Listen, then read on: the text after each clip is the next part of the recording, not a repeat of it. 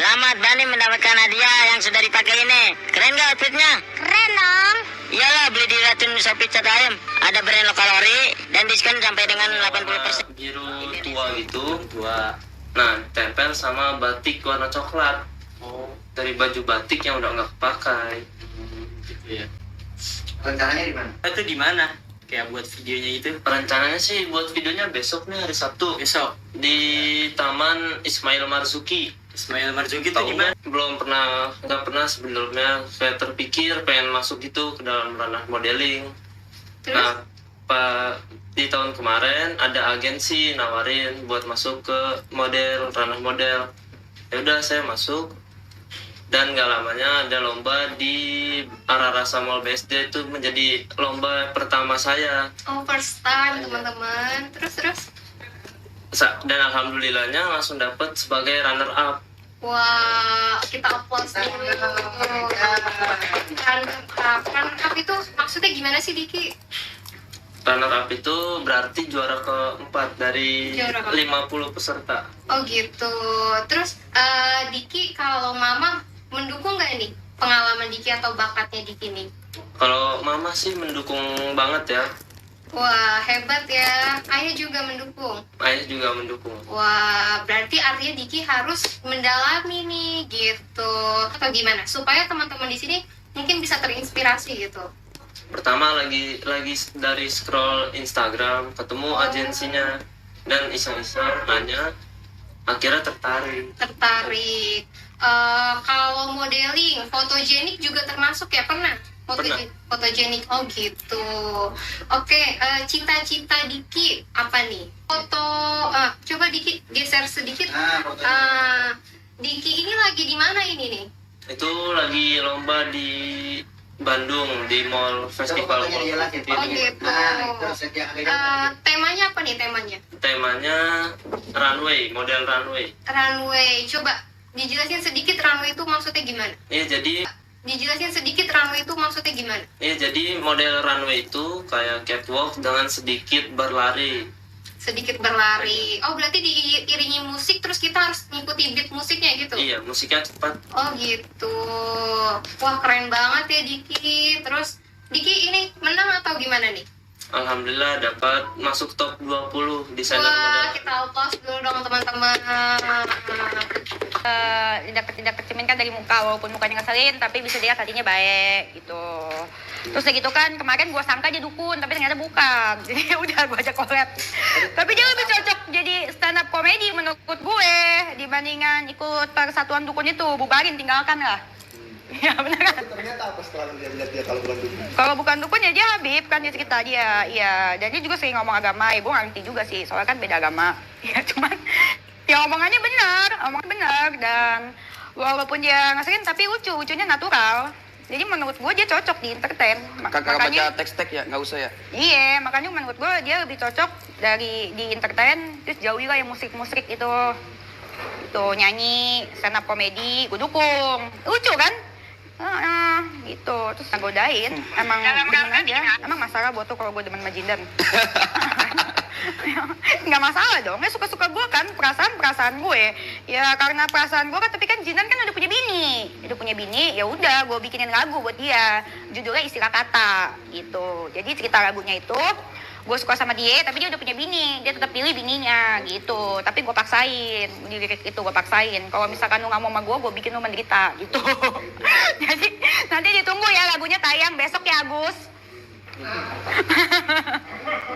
Bang Haji Ridwan, Ketua Umum Forum Pemburu Hantu Indonesia, dan Yayasan Mestan dan Siga Ridwan, dan tim pemburu hantu pada hari ini, tanggal 2 September 2022, bahwa dengan tegas dan dengan hasil rapat Dewan LSM FPAGI, bahwa saya mengeluarkan Habib Salim Jindan dari keanggotaan FPAGI karena telah melanggar kode etik dari FPAGI.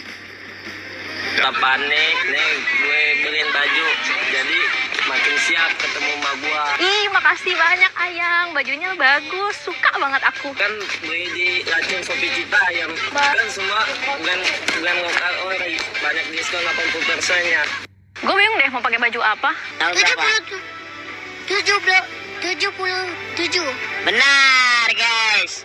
Selamat Bani mendapatkan hadiah yang sudah dipakai ini. Keren gak outfitnya? Keren dong. Iyalah, beli di Ratun Shopee Cat Ayam. Ada brand lokal ori dan diskon sampai dengan 80%. Indonesia. Undang Sisdiknas. Sahabat semua, mari kita berpikir positif. Mari kita berharap kepada pemerintah agar pendidikan kita lebih baik. Pada awalnya, semua mendukung untuk lahirnya kesejahteraan bagi guru.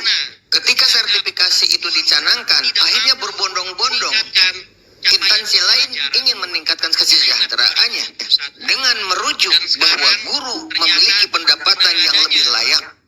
Apa yang terjadi? Di tempat-tempat lain, instansi lain akhirnya kebijakan itu terrealisasi karena apa? Mereka memperhitungkan sertifikasi guru dan gaji pendapatan lainnya. Ketika sekarang sertifikasi guru ditinjau ulang, apakah keuntungan yang mereka dapatkan atas dasar kecemburuan kepada guru, kini tunjangan mereka juga dihilangkan? Assalamualaikum warahmatullahi wabarakatuh. Waalaikumsalam warahmatullahi wabarakatuh. Salam gubuk apung. Pak Haji Dedi, selamat siang. Selamat siang. Jumpa lagi dengan saya Bu Yeni Rahmawati di acara bincang-bincang siang ini Pak Haji. Seperti yang udah kita lihat Pak Haji. Tinggi keguruan. Ya. Hanya siswa-siswa yang tidak diterima di perguruan tinggi favorit jurusan-jurusan seperti kedokteran dan lain sebagainya. Kalau sudah mentok di sana sini, barang-barang sisa baru daftar guru.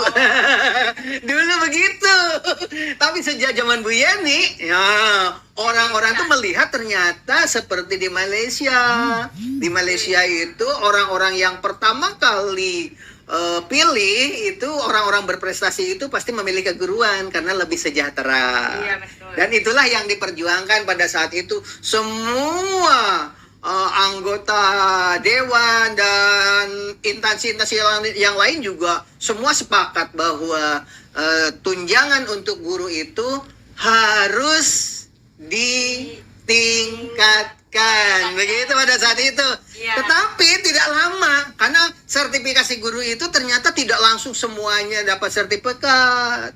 Memang itu mohon maaf Pak Haji, untuk mendapatkan sertifikasi guru itu pasti kan kayak orang awam yang seperti saya nih masih sedikit selenting-selenting tahu atau beberapa yang belum tahu. Mungkin ada nggak? Berubah-ubah. Oh, berubah-berubah. Pertama, asal mengarang buku, kemudian berprestasi dapat piagam, sertifikat banyak begitu. Setelah diusulkan, banyak yang lolos, banyak yang gagal, gitu kan? Tahap pertama. Tahap berikutnya ada ujian. Di samping berkas-berkas tadi juga dilengkapi dengan ujian. Baru lolos, berubah lagi, semakin sulit gitu. Dan akhirnya ya memang tidak sempat semua guru mendapat sertifikasi karena proses terus bergulir, perubahan. Seperti halnya juga angka kredit untuk kenaikan pangkat. Beda lagi tuh. Aturannya berubah-ubah sampai guru-guru itu banyak yang meninggalkan tugas mengajar karena untuk naik pangkat. Syarat utamanya kan harus mendapatkan piagam penghargaan atau sertifikat. Iya. Makanya banyak kelas-kelas yang kosong gara-gara apa? Pergi ke seminar, kelas ditinggalkan, gitu kan? Sistem yang salah. Akhirnya dirubah, begitu kan? Dirubah. Dan sekarang hadirin sekalian, Bapak dan Ibu guru semuanya, mudah-mudahan tidak demikian adanya. Sekarang ini beda dengan dulu. Kalau di golongan 3A, 3B, 3C, 4A, dan seterusnya begitu, itu kalau sudah keluar FAK, penilaian angka kredit, itu tinggal menunggu dapat SK. Sekarang, karena banyak sekali guru yang berjuang untuk mendapatkan itu, numpuk. Walaupun sudah ada FAK juga tidak jaminan. Nanti diuji lagi, termasuk Bapak nih kemarin diuji itu untuk ke golongan 4D. Itu diuji lagi. Karya tulisnya, jurnalnya, kemudian riset-risetnya diuji ulang semua. Dan itu tidak lulus semua, banyak yang gagal. Tapi Pak Haji bagaimana hasilnya? Itu sudah lolos tapi gagal juga ujungnya karena ada tes lagi ternyata.